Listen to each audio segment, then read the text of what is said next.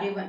सबसे पहले मैं आप सभी का धन्यवाद करना चाहती हूँ इस वीडियो को देखने के लिए एंड वेलकम टू रश्मि's टॉक। इस चैनल पे होंगी सिर्फ बातें बातें और बातें जिसके हम इंडियंस काफी शौकीन होते हैं। फिर चाहे हम अच्छी बातें करें या फिर बेतुकी बातें करें, हम शौकीन बहुत होते हैं और मैं शौकीन हूँ चाय की, यानी आप भी होंगे। सबसे पहले मैं इस चाय को खत्म कर लेती हूँ, then I will tell you कि आज मैं कौन से टॉपिक पे आपसे बात करने वाली हूँ, क्योंकि जिस टॉपिक में मैं आपसे बात करूंगी वो डेफिनेटली आपके दिमाग में एक बहुत बड़ा सवाल खड़ा करने वाला है। इस वीडियो को अंत तक देखिएगा दोस्तों। Thank you. चलिए शुरुआत करती हूँ।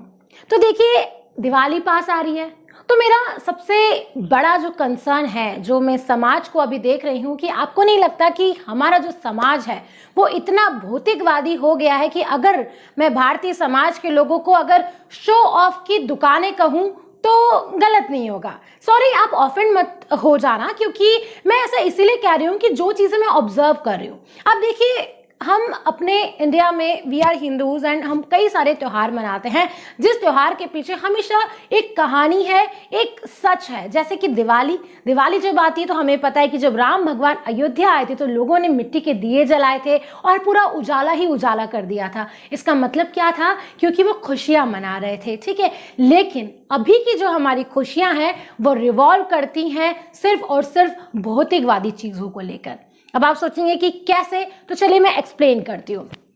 एक तो ये मेरे बाल, मतलब ठीक है मुझे सेट करना आता नहीं है, बट चलो ठीक है।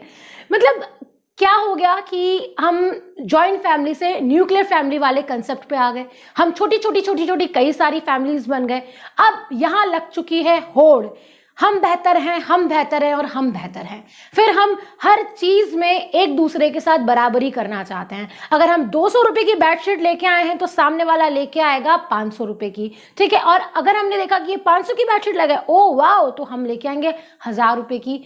ये हमारे समाज का सच है, बिल्कुल। अब आप सोचेंगे कि नहीं ऐसा थोड़ी होता है, ये तो हमारी इच्छाएं होती हैं कि हम 1000 रुपए की लेके आए या 1200 रुपए की लेके आए या 1500 रुपए की, कोई भी चीज, मतलब। लेकिन दिवाली पे मेन कंसर्न हमारा कुछ इस तरह की चीजों का होता है। आप देखें, सिर्फ और सिर्फ हमारा जो दिमाग है वो इंडल्ज है सिर्फ दिखाने को लेकर। मुझे पर्सनली दिवाली एक ऐसा त्योहार लगता है जहाँ पे मुझे बहुत एंजाइटी आती है, बहुत सारा काम, बहुत सारी इतनी सारा स्ट्रेस हम देखते हैं कि दिन रात हम फंसे हुए रहते हैं। हमें ये लाना है, हमें वो लाना है, हमें ये करना है, लेकिन किसके लिए करना है? रिश्ते नाते तो हम छोड़ के आगे बढ़ गए हैं। अभी आप देखिए, कई सारे मीम्स बनते हैं जिसमें मुझे बड़ी शर्म आती है कि आज की जनरेशन के बारे में इस तरह से जो मीम्स बनाए जाते हैं कि माँ फोन पे बात कर रही है और वो अगर मौसी या किसी मामा या किसी अपने रिलेटिव से बात की तो बच्चा दूर भागता है। एंड ये सब हम किसके लिए कर रहे हैं? यहाँ एक बहुत बड़ा सवाल है कि हमारा भारतीय समाज कहाँ जा रहा है? कहीं नहीं जा रहा। यहाँ सिर्फ और सिर्फ दिखावा है और सिर्फ दिखावा है। मुझे आज पर्सनली आप लोगों से जो बात शेयर करनी है वो ये करनी है कि जब मैं छोटी थी तब मैं देखती थी कि छोटे छोटे बच्चे दिवाली वाले दिन जो हैं वो गंदे से कपड़े पहन के रास्तों में भीख मांगते हैं, ठीक है। और हम जो हैं वो सुंदर सुंदर कपड़े पहन के वहाँ सड़क से गुजर रहे हैं और हम ये देखते भी नहीं कि वो किस बैकग्राउंड से आता है। हमारा भारतीय समाज कहने को इक्वल है, लेकिन हर जगह इनइक्वालिटी है। आप देखें कि चाहे कितना भी पुरुष महिलाओं के बीच में कह देते हैं कि इक्वालिटी, लेकिन फिर भी आप महिला हैं, आप अपने अंदर अपने आप से सवाल कीजिए कि क्या आपको इतना होने के बावजूद भी क्या आपको इनइक्वालिटी नहीं महसूस होती? अब मैं यहाँ पे बात करने वाली हूँ फाइनेंशियल इनइक्वालिटी के बारे में। आप देखते हैं कि हमारा भारतीय समाज जो है वो 3 वर्गों में बटा हुआ है। गरीब, मध्यम वर्गीय जो 2 भागों में है, upper middle class, lower middle class. जिनके घरों में एलईडी है, जिनके घरों में बड़े फ्रिज है, वो अपर मिडिल क्लास हो गए। जिनके घरों में ये सब नहीं है, जिनके घरों में आज भी वो नॉर्मल वाला टीवी है, वो लोअर मिडिल क्लास हो गए। वहीं आप तीसरा वर्ग देखें जो होता है गरीब, ठीक है, जिनके सर पे छत नहीं है, जिनको खाने के लिए खाना नहीं है। आप एक बात बताएं कि क्या हर चीज के लिए हम यही सोचें कि सरकारें क्यों कुछ नहीं करती? हमारे क्या दायित्व बनते हैं? चलिए, हम उनको घर नहीं दे सकते, हम खाना तो दे सकते हैं।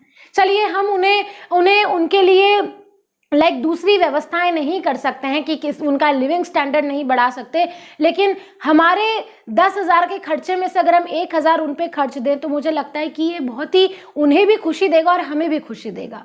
तो ये जो अब जो गोल बन गया है ना, वो गोल सिर्फ ये हो गए हैं कि हमें बेहतर दिखना है, लेकिन हम भटक चुके हैं। हम नहीं जानते कि लाइफ का अल्टीमेट गोल होता है लव, पीस, हैप्पीनेस। और ये कैसे आता है? ये दान का कंसेप्ट तो आपने सुना ही होगा, आप करते भी होंगे। तो वो क्यों करते हैं? क्योंकि कभी भी हमारे साथ कोई बुरी घटना होती है और हम बच जाते तो हम कहते हैं कि दिया लिया आड़े आ गया।